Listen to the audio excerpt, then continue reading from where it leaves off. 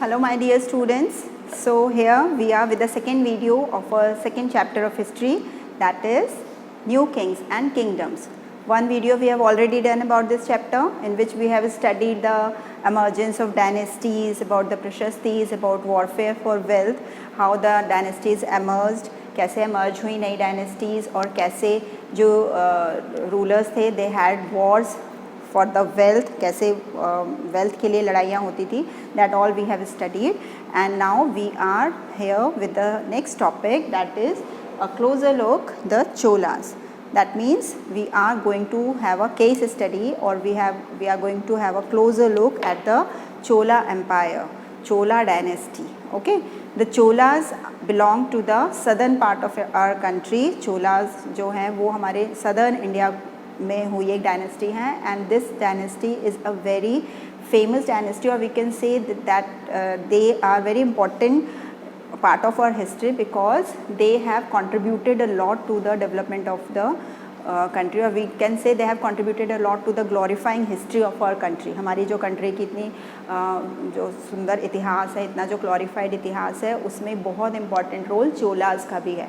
Cholas, they are called Chola वंश in Hindi. Hindi में चोल वंश कहते हैं. In English we used to call it Cholas or the Chola dynasty. As you can see, keep the book open with you. अपनी अपनी book खोल कर रखेंगे सब लोग, because for some reference we have to see in the book also. So see the map which is given on page number 22 page number पढ़ रहे हैं हम, उसका मैप देखिए, and there you can see the Cholas empire or the expansion of Cholas empire. See, ये जो Chola empire है, that was a very big dynasty of the और very big empire of the southern India, और उसमें जो dark colour दिख रहे हो that was completely under the control of Cholas, and the lighter one had the influence of cholas. So by this you can understand the expansion of Chola dynasty. ठीक है, they are very powerful rulers, they are very powerful warriors, they are very good administrators, they बहुत अच्छे ये सब हुए हैं वो, and in fact they were very progressive in their approach towards the development. बहुत उन्होंने उस समय एग्रीकल्चर को डेवलप किया. You will be very astonish to know कि उस समय पर जब वेस्ट के लोग बहुत सारी चीज़ों के बारे में सोच भी नहीं सकते थे, इरिगेशन के फील्ड में, and even in the field of Wars also, in the field of आर्मीज also, they had the navy. One of the Chola ruler, we will study it in the chapter. He had his navy which he used to capture the far off places, जो कि सी में जाके you can imagine कि जो western countries थी उनको ये सब चीज़ें करने में बहुत टाइम लगा. वो उसके चीज़ों के बारे में सोच भी नहीं सकते थे जब हमारे कंट्री में चोलास ने वो चीज़ें करके दिखाई. They had there navy eight that time. So they have a very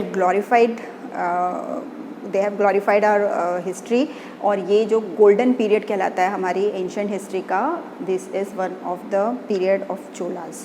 ठीक है. So how did the Cholas came into existence, और कैसे ये आए और कैसे वो power they rose to power, कैसे उन्होंने power इतना acquire किया. So we'll study it from here. ठीक है. See in the map given in your book, there is a river, Kaveri river in the south. The blue lines given in the map are the river and are the lines of the river, और उसमें देखो the river Kaveri is forming a delta in the region. Delta means where it meets the sea. जब भी river sea से मिलती है तो उस region में delta बनता है. So you can see कि यहाँ पर delta बन रहा है, और यहाँ इस कावेरी delta में एक ruler, एक chiefly family का रूल था, जो कि family थी मुट्टरैयार. I hope I have written the spelling right. One A is also here. So these are Tamil words. ये southern language के word हैं. So you may feel some difficulty in pronouncing them, but if you practice them more often, you will be you can easily pronounce them. Okay. मुट्टरैयार family थी ये, जो कहाँ को rule करती थी, कावेरी डेल्टा को रूल करती थी. There was another ruler called Vijay Alya, and he was the ruler of the Uraiyar. Uraiyar is given in the map. See, Uraiyar के रूलर थे विजय Alia, who was a Chola, chiefly family of Cholas. Muttaraiyar, these were the subordinates of Pallavas. ये Pallavas के subordinates थे, जो पल्लवास कांचीपुरम में जिनकी capital थी उनके सबॉर्डिनेट्स थे, दैट मीन्स सामंतास थे। We have studied in the beginning of this chapter कि जो बड़े किंगडम्स थे, बड़े डायनेस्टीज थे, दे यूज टू कीप सामंतास, क्योंकि रूलर जो है वो हर जगह जाके रूल नहीं कर सकता, he can not go to each and every corner of his kingdom and rule there, so he use to keep samantas who are the subordinates and who work under the ruler and had some power to exert on the people. तो उनके पास power दी हुई थी सामंतास को, तो this was a subordinate to Pallavas king of Kanchipuram. Then what happened, Vijay Alia, who was ruling in Uraiyar, he captured Kaveri delta from the Muttaraiyar family. Muttaraiyar से उन्होंने Kaveri delta को capture कर लिया and he was a Chola and he established his capital city of Thanjavur. फिर उन्होंने एक city establish की and that city was Thanjavur. It is given in the map. You can see it in the map. Thanjavur उन्होंने establish की, ठीक है। This all happened in the year और in the middle of the 9th century. ये सब हम जो बात कर रहे हैं ये सब कब हुआ, Chola dynasty came into existence in the middle of the 9th century. So he build the city of temple town भी कहते हैं थंजावुर को, क्योंकि यहाँ पे बहुत स्प्लेंडेड टेम्पल्स हैं, ये भी हम आगे पढ़ेंगे। And he build this city and he also build a temple there which was known as Nishumbhasudani temple. Goddess Nishumbhasudani का टेम्पल है। Nishumbhasudani is the other name of goddess Durga, ठीक है। निशुम्भ का वध किया था उन्होंने, इसलिए उसने निशुम्भ सुदिनी कहा जाता है। So he is the founder of the Chola dynasty who Vijayalaya. Now his successors they also expanded his kingdom. उस किंगडम को बहुत ज़्यादा एक्सपैंड किया, बहुत एक्सपेंशन किया उस किंगडम का। किसने? द सक्सेसर्स ऑफ विजय आलिया, जो उनके आने वाले वंशज थे, उन लोगों ने काफ़ी स्कोप फैलाया। They expanded it extensively and they increase their power, they increase their wealth. उन्होंने चोलास का जो इन्फ्लुएंस था वो बहुत ज़्यादा कैरी फॉरवर्ड करते हुए और बहुत अच्छे से उसको एक्सपैंड किया, ठीक है।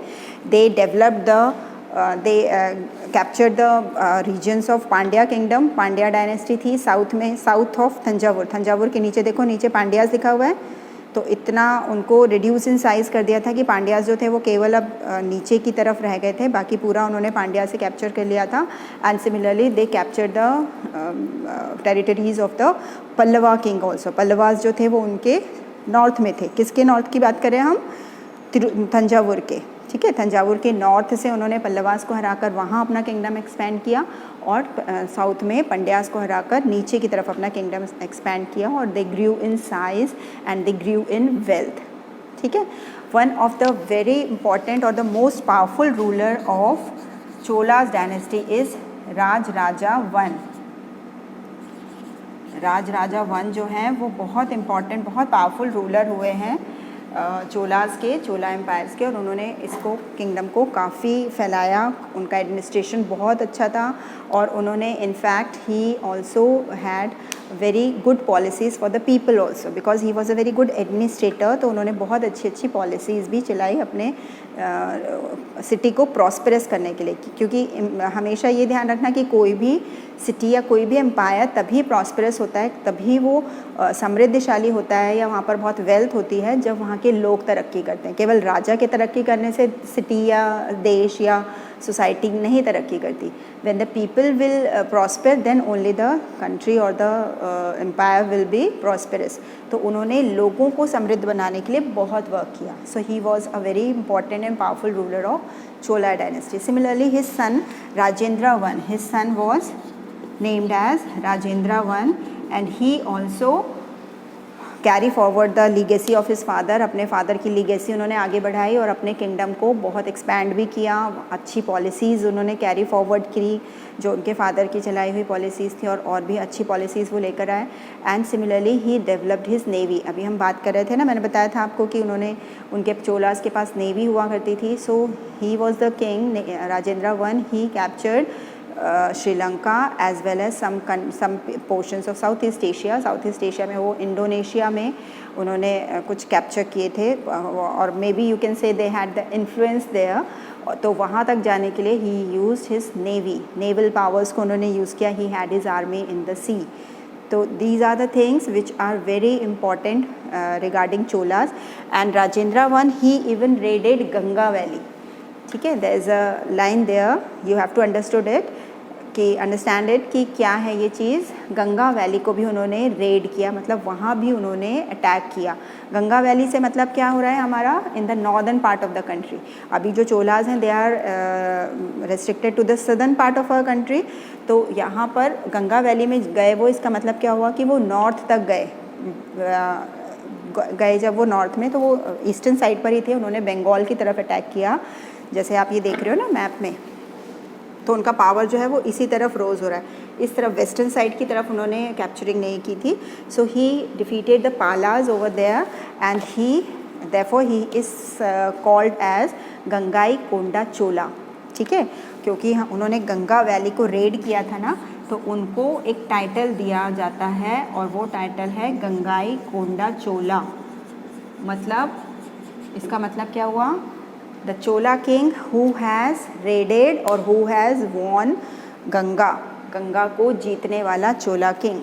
ठीक है, he got the victory over there. So who is victorious in Ganga Valley is known as Gangai Konda Chola, the Chola ruler who has won Ganga. Did you understand it? And he established a city also with the name Gangai Konda Cholapuram.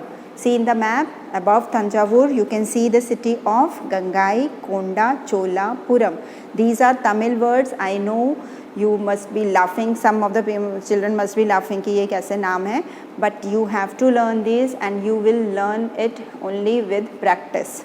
ठीक है, इसको पढ़ोगे बार बार, then only you will be able to pronounce these words efficiently. So Gangai Konda Cholapuram was a city which was established by Rajendra I, given in the map. So here we have completed this topic कि कैसे वो emerge हुए और कैसे उनका influence जो था वो बढ़ा. ठीक है, कैसे एमर्ज हुए, मुट्टरैयार को हराकर विजय आल्या ने चोला डायनेस्टी शुरू की. चोला डायनेस्टी शुरू करने पर उन्होंने टेम्पल टाउन डेवलप किया which is known as Thanjavur. Thanjavur में उन्होंने बहुत अच्छे अच्छे टेम्पल्स बनाए, वो भी हम आगे पढ़ेंगे. And he successor carry forward the expansion, और वो बहुत उन्होंने एक्सपैंड किया अपने किंगडम को. साइज़ और वेल्थ और जो एग्रीकल्चर प्रॉस्पेरिटी सब कुछ बढ़ाई उन्होंने. They even increase the army in numbers and they have develop their navy also. ये सभी चीज़ें आ जाएंगी इसमें कि Rajaraja one was the most powerful ruler of Chola dynasty and Rajendra one his son he even went to the north. Ganga valley तक गए, इसलिए उन्हें गंगाई कोंडा चोला कहा जाता है.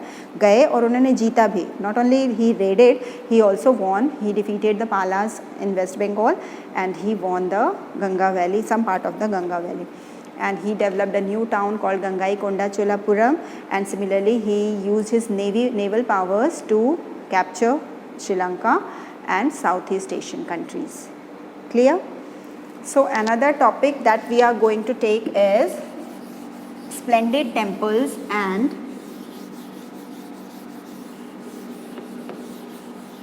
bronze sculptures. The next topic, सब टॉपिक कहना चाहिए, द नेक्स्ट सब टॉपिक इन टॉपिक चोलाज हम पढ़ रहे हैं, उसी का सब टॉपिक है splendid temples and bronze sculptures.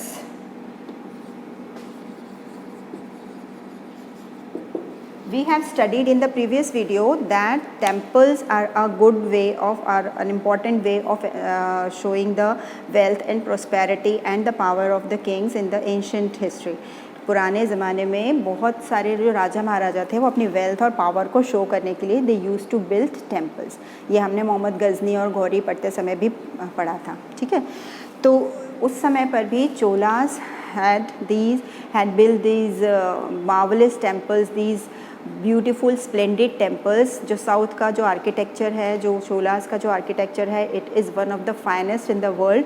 और ये यहाँ पर जो मंदिर हैं तंजावुर सिटी में, गंगाई कोंडा चोलापुरम में and in other cities of Cholas, they are such temples which are build splendidly. मतलब बहुत ही वैभवशाली जो मंदिर होते हैं और जो आर्किटेक्चरल मार्वल्स हैं, such type of temples are there in such type of temples are built by the Chola rulers. ठीक है, चोला रूलर्स ने इस तरह के टेम्पल्स बनाए हैं ऐसे. ठीक है, so these the sample you can see in the book जो पिक्चर दी हुई है, this shows one of the temple, जिसमें कि आप देख सकते हो कि बहुत सुंदर ये टेम्पल है। इस तरह के बहुत सुंदर सुंदर टेम्पल्स द्रविडियन स्टाइल में बने हुए, क्योंकि जो साउथ का जो आर्किटेक्चरल स्टाइल है मंदिर बनाने का वो है द्रविडियन स्टाइल। द्रविडियन स्टाइल एक अलग ही आर्किटेक्चरल स्टाइल है जो हम आगे आने वाले चैप्टर्स में पढ़ेंगे। तो इसीलिए आपने देखा होगा कि जो साउथ के मंदिर होते हैं और जो नॉर्थ के मंदिर होते हैं, they are completely different in architecture. ठीक है, तो उस स्टाइल के बने हुए मंदिर हैं which are architecturally very marvellous. बहुत सुंदर नक्काशी, बहुत सुंदर उनका जो लेआउट है वो बहुत अच्छा बना हुआ है, बहुत वैभवशाली ह्यूज टेम्पल्स है। ठीक है, that you can see on Google also if you want to search. तो you just write the temples build by Cholas, तो आपको बहुत सारे टेम्पल्स की इंफॉर्मेशंस और उनकी जो वैभव है वो आपको देखने को मिलेगा पिक्चर्स में। ठीक है, so these temples which were build by Cholas, they were nuclei of settlements. ठीक है, they became nuclei of settlements. Here we have to understand this कि इसका क्या मतलब है कि न्यूक्लियाई ऑफ सेटलमेंट्स बन गए। न्यूक्लियाई सेटलमेंट्स मतलब कि मंदिर न्यूक्लियाई हो गया, यानी सेंटर हो गया, और उसके आसपास लोगों की बस्ती या शहर बस गए, टाउन्स बस गए। ठीक है, वाई? बिकॉज जो उस समय पर जो मंदिर होते थे, अभी भी मंदिरों की बहुत इंपॉर्टेंस होती है। So at that time the people who are related in any way to the temples, they started settling to around the temples. किसी भी तरीके से जो मंदिर से जुड़े हुए लोग हैं, लाइक जब कंस्ट्रक्शन हो रहा है तो बहुत सारे लेबरर्स हैं जो स्कल्पचर्स बनाने वाले हैं, जो फिर जब मंदिर बन के तैयार हो गया, then the people who are in any way related to the temples, like the specialist people like garland makers, priests, musicians, dancers, sweepers, the cooks who will cook the prasadam in the kitchen of the temples. तो ये सभी लोग, these are the specialist people associated with the temple, and they started residing around the temple. And apart from these also बहुत सारे लोग आके वहाँ पर सेटल हो जाते थे। हाँ, तो कैसे? क्योंकि एक तो इन लोगों का तो काम है, तो they will settle, and similarly बहुत सारे लोग टेम्पल्स को लैंड ग्रांट्स देते थे। ठीक है, लैंड ग्रांट्स मतलब जैसे हम लोग मंदिर में जाते हैं तो कुछ ना कुछ चढ़ाते हैं ना, पैसे चढ़ाते हैं, चढ़ावा चढ़ाते हैं। तो the people in that time, the rulers and the rich land owners, जिनके पास बहुत ज़्यादा ज़मीनें हैं, they use to give land grants to the temples. अब इन लैंड ग्रांट्स में जब खेती होती थी तो उसके प्रोड्यूस से लोगों का, मतलब मंदिर का मेंटेनेंस होता था। The produce of the income generated from the produce of this land, जो कि मंदिर की लैंड है, मंदिर को दान में मिली है, उस लैंड की प्रोड्यूस का जो भी इनकम होती थी, that was used by the temple, use for the maintenance of the temple and also for the maintenance of the people which are working for the temple. जो भी लोग टेम्पल के लिए काम कर रहे हैं, the specialist people who are associated with the temple, it was used to maintain them. आ रहा है समझ में? तो बहुत सारे लोग इस तरह से मंदिरों के आसपास रहने लग जाते थे। Even the markets developed there. जब बहुत सारे लोग आएंगे मंदिर को विज़िट करने के लिए तो नेचुरली ख़रीदारी करेंगे, कुछ ना कुछ चीज़ें बिकेंगी वहाँ पर, तो मार्केट्स डेवलप हो गए, लोग रहने लग गए। So these became nuclei of settlements. आ रहा है समझ में? न्यूक्लियाई वर्ड कहाँ से लिया है? आप लोगों ने साइंस में सेल का स्ट्रक्चर पढ़ा है ना, एनिमल सेल, प्लांट सेल, उनके सेंटर में क्या होता है? न्यूक्लियस होता है। The same word is taken here, nuclei of settlements, that means center of the settlement. मंदिर तो सेंटर में हो गया, मंदिर की वजह से बहुत सारे सेटलमेंट्स बने, that is why it is called the nuclei of settlements. ठीक है, मतलब शहर बस गए मंदिरों के आसपास। Now, so we can say that these temples were not only the places of worship, but they were also hub of social, cultural and economic practices also. ठीक है, बहुत सारे चीज़ों का गढ़ बन गए, वो हब बन गए। लाइक सोशल प्रैक्टिसेस, बहुत सारी वहाँ सभाएं होती थी, कोई मीटिंग होनी है समाज की या किसी बड़े टॉपिक से रिलेटेड, तो rulers can arrange their court also in the courtyard of the temples. South के टेम्पल्स का एक बहुत बड़ा एक स्टाइल होता है उनके आर्किटेक्चर का कि उनके उसमें बहुत बड़े बड़े आंगन होते हैं, तो वहाँ पर सभाएं ऑर्गेनाइज की जाती थी। This was related to social life. Then cultural life तो वहाँ की बहुत डेवलप थी ही, वहाँ पर म्यूज़िक और डांस के फेस्टिवल्स होते थे, बहुत सारी कल्चरल मेला वगैरह ऑर्गेनाइज किया जाता था। So these are cultural practices. And economic use क्या था कि वहाँ से बहुत सारे लोगों को रोज़गार मिल रहा था, बहुत सारे लोग को अपना लाइफ अर्न करने के लिए वहाँ से पैसा कमा रहे थे। ठीक है, now we have studied about the splendid temples, we come to bronze sculptures. इसमें एक और टॉपिक है ना, ब्रॉन्ज स्कल्पचर्स। ब्रॉन्ज स्कल्पचर्स क्या? द स्कल्पचर्स यानी मूर्तियाँ which were made of bronze. Bronze is a metal, ठीक है, एक तरह का मेटल है, लाइक जैसे पीतल है उस तरह का एक मेटल है, और उससे जो मूर्तियाँ बनती थी they were called as bronze sculptures. So the sculptures that were found in the Chola temples were such a fine temples that no contemporary is available in the world till date. आज तक भी उनका कोई contemporary या उनको उनकी जितना खूबसूरत स्कल्पचर्स जो हैं वो अभी one of the finest in the world उनको आज भी माना जाता है, ठीक है। Why? Because they were so finely made, जो उनकी कार्विंग है, जो उनकी नक्काशी है वो इतनी सुंदर है that they have been considered as one of the finest in the world. You can see a bronze image here. एक आपको bronze picture दिख भी रही है यहाँ पे, bronze sculpture. So ये sculptures जो थे वहाँ पर, वहाँ की खासियत थे, वहाँ के temples में इस तरह के bronze sculptures देखने को मिलते हैं. These were mainly made for the sculptures were made of the deities. Deities मतलब देवी देवताओं के, भगवान के sculptures ज़्यादा मिलते हैं, but some of the sculptures are of the devotees also, जो वहाँ के ख़ास या बहुत फेमस डिवोटीज़ हुए हैं उनके भी स्कल्पचर्स वहाँ पर मिल जाते हैं, ठीक है। So here we have completed this topic, splendid जो temples and the sculptures. The next topic is agriculture and irrigation. और उसके बाद हमें एक और टॉपिक पढ़ना है, the administration of the empire. These two topics we will cover in the next video because this video has gone very long. अब लंबा हो गया है, हम इसको और ज़्यादा नहीं खींच सकते हैं. So we will continue these two topics in the next video. ठीक है? I hope you have understood it. इतना जो आज समय पढ़ाया है वो समझ में आ गया होगा. Okay? Bye bye.